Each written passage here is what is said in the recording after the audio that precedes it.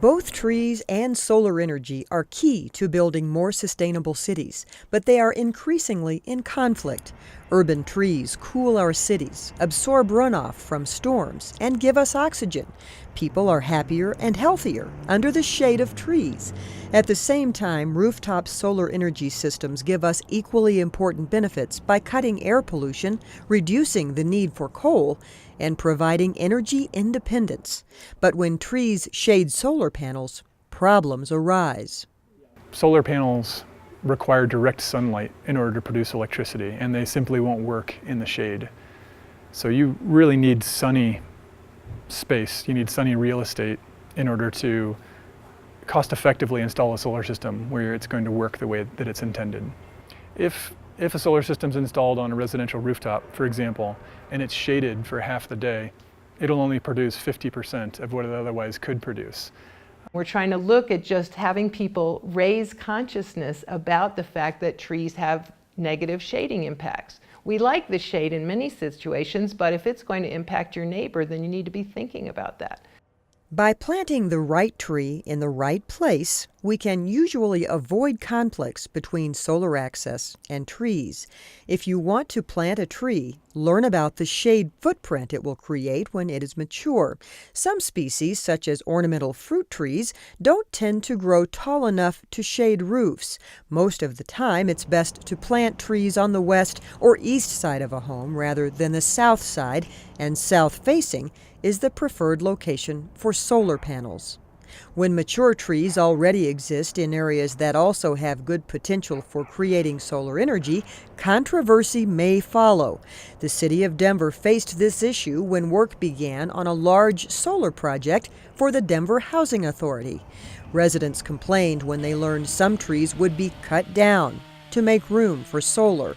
Denver officials are now working to balance solar energy with the economic, environmental, and social benefits of trees.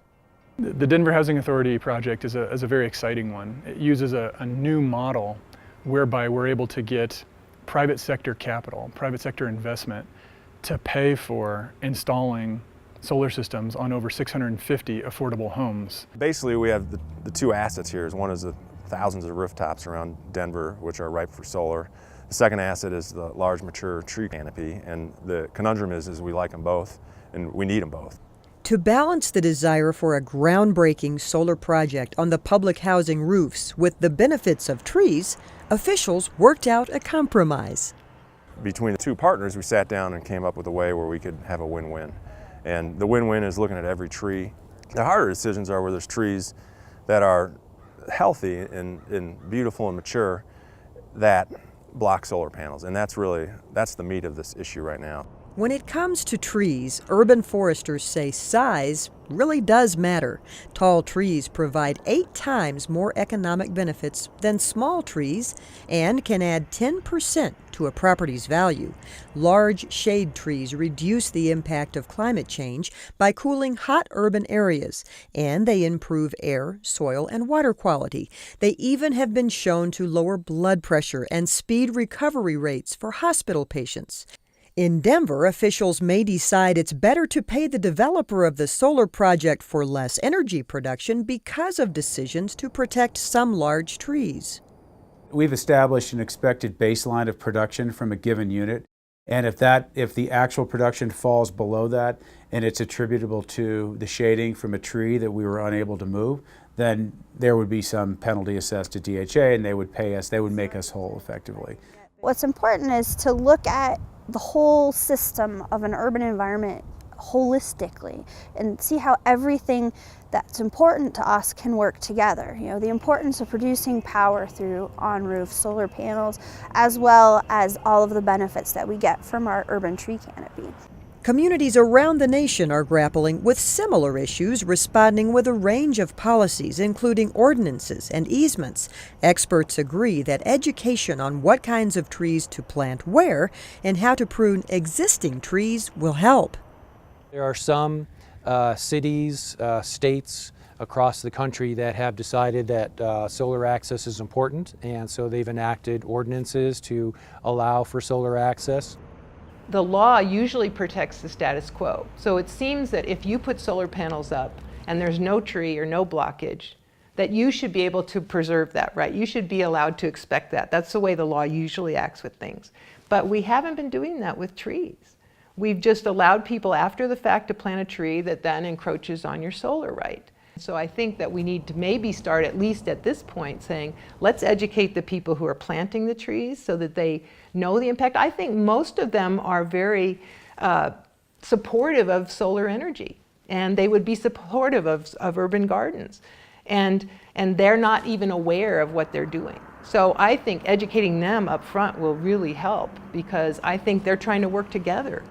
The arborist industry, city foresters, private foresters, they have the knowledge and the ability to look at a tree, to look at a site, and to determine the cuts that are required to give some solar clearance and not harm the tree. Another way that you can do that via the private sector is via the legal system and an easement. So you may purchase an easement from your neighbor. Before a project begins, that's the best time for the customer, the investors, the contractors to sit down and say, do we foresee a potential issue with shading? Are there rooftops that are unshaded where we're not going to have this conflict? Are there other rooftops that are shaded where we're going to have a tough decision to make? And the best time to talk about that is at the beginning of a project. So, if you are thinking of either solar or planting a tree, do some research about how to avoid conflicts. If you want to plant a tree, talk to an arborist. Figure out the best species and the right place to plant to avoid shading problems in the future. If your tree is planted poorly, it might actually harm your neighbor's efforts to generate clean energy. If you are interested in solar and have some shading issues, maybe you need to cut down a tree, add some insulation, and plant a new tree. Maybe new technology like microinverters will help, or you could make your solar array bigger. Another option is to buy into a community solar project. The better solution would be if we could come up with creative ways with the energy provider to have solar gardens, to have, take these areas where people can, where we can have these larger expanses of solar that a property could buy into so that they could live within the shade of trees, but then still gain their energy from some renewable source that's in a spot where there are no trees, where that can be controlled and it doesn't create the neighborhood conflict. In Denver, the city is in the midst of a campaign to plant 1 million trees. The Colorado solar industry is pushing for 1 million solar roofs. Can we have both? From my perspective as an urban forester, I will be doing my part to try to, wherever I can, encourage education of arborists to understand a little bit more about solar. And I would hope that, some of our leaders in the solar industry can do the same and try to help some of the solar industry understand a little bit more about trees, and just trying to stop that trees versus solar mentality and try to come up with more of a trees and solar mentality. We're planting trees across the metro region for the full pantheon of benefits of having trees. So in doing this, at the same time, we have initiatives to put on 1 million solar roofs.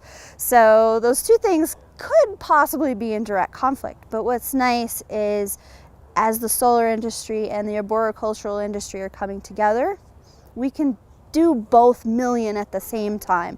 We just need to be smart about it.